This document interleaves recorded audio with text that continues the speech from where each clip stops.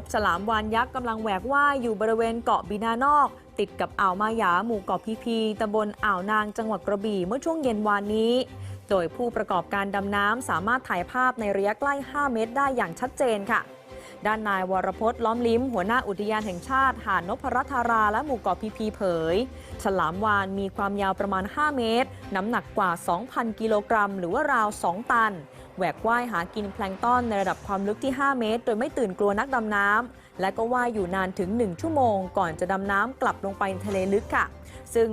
ภาพนี้ก็สามารถบ่งบอกได้ว่าหลังมีมาตรการปิดอ่าวมาหยาตั้งแต่กลางปี 61 ท้องทะเลกระบี่หมู่เกาะพีพีก็กลับมาอุดมสมบูรณ์อย่างเห็นได้ชัดจนทำให้สัตว์น้ำหายากและใกล้จะสูญพันธุ์อย่างฉลามวาฬหวนกลับคืนสู่ถิ่นเดิม